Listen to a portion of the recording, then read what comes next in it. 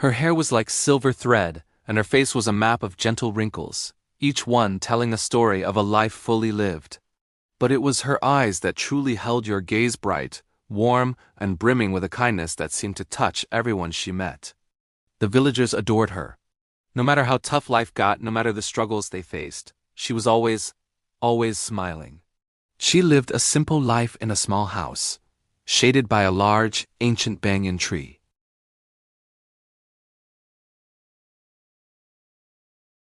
Yet you would never hear a word of complaint pass her lips. Her daily ritual was to sit beneath the banyan tree, a welcoming presence for all. She talked to people, listened patiently to their worries, and offered words of comfort and encouragement.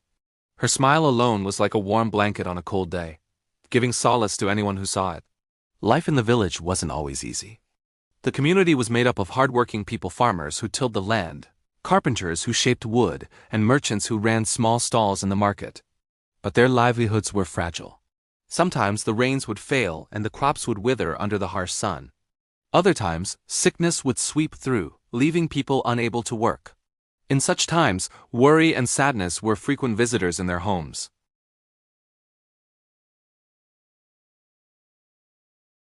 Her eyes were red and swollen with tears, and her face was a mask of fear and pain.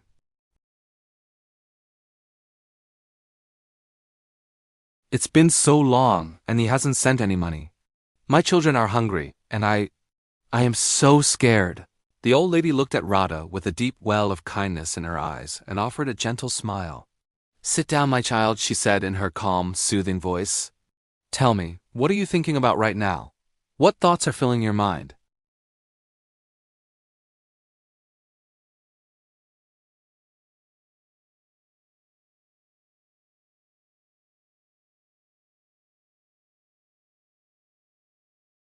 The old lady shook her head slowly, her silver hair catching the light.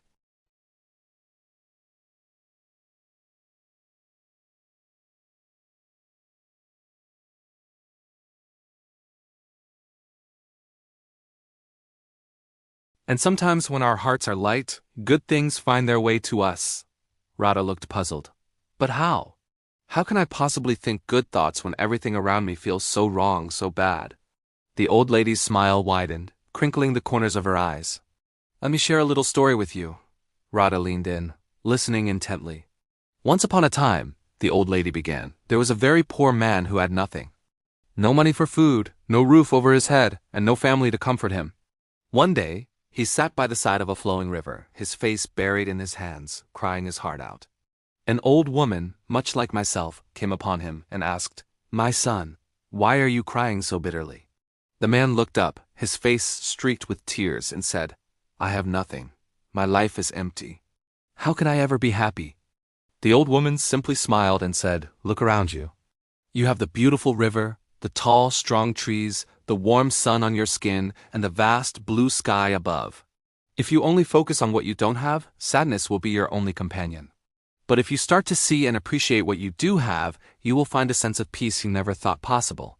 The man listened to her words. Slowly, his sobs subsided. He looked at the river, truly seeing the way the sunlight danced on its surface. He felt the gentle breeze rustling the leaves of the trees. He began to notice the beauty that had been there all along. From that day forward, his life began to change. The old lady looked back at Radha, her gaze steady and full of meaning. "My dear, that man's life didn't change because of some magic spell. It changed because he changed his way of thinking," Radha asked quietly, a glimmer of hope in her eyes. "Can my thinking? Can it really change my life?" The old lady nodded with certainty. "Yes, it can. If you wake up every morning and say to yourself, 'Today is a new day, and it will be a good day,' you will find the strength you need to care for your children and to wait with hope instead of fear. But if you only allow fear to fill your mind, your heart will grow weak, and you will lose your strength."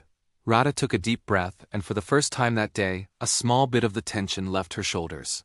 "I understand," she said. "I will try. I will try to think good thoughts." "That, my child, is the most important first step," the old lady replied, her smile radiating warmth. Radha returned to her small home, but her heart felt noticeably lighter. The next morning, as the sun rose, she stood by her window and whispered to herself. "Today will be a good day." She repeated this every morning.